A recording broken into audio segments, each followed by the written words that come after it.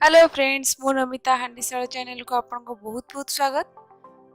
Recipe start करने आगु आपण मो चैनल को सब्सक्राइब करंतु और पाखरे थिबा छोट बेल आइकन को क्लिक करंतु नुआ नुआ रेसिपी जानिया पे।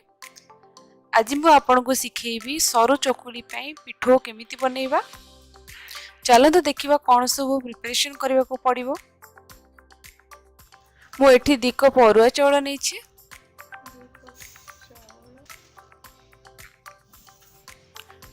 3/4 कप बिरी नेछि,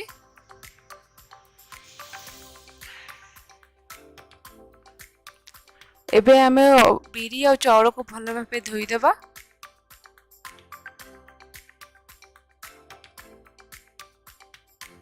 एबे आमे 1 पिंच मेथी पकेबा। वर्तमान एहा को 4 रु 5 घंटा बतुरे की रखिबा। देखंतु बिरी और चाउल भल भाबे बतुरी सरलानी।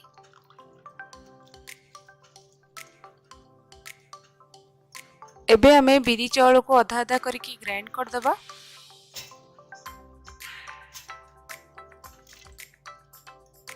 गोटे कप पानी पकेबा और एहा को भल भाबे ग्राइंड कर दबा।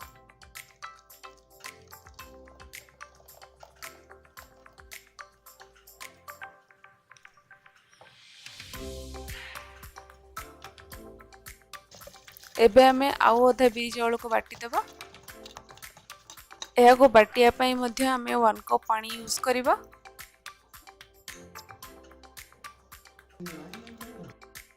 देखंतु हमर बिरी चाउल भल भाबे बाटी सरलानी।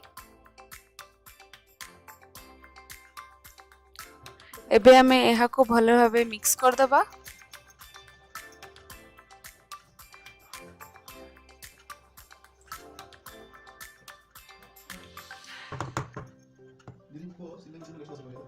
कवर करी यहा को ओवरनाइट या 10 आवर्स हमें फर्मेंटेशन पे रखी देबा।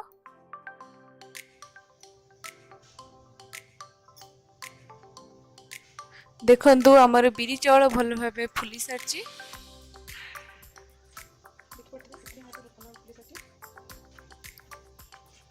सरू चकुली पई पिठो पूरा पूरी रेडी ही छी। एहा को यूज करी आपण सरू चकुली बनै परिबे, पुरो दिया चकुली पिठा बनै परिबे। If you like my video then don't forget to subscribe my channel. Thank you.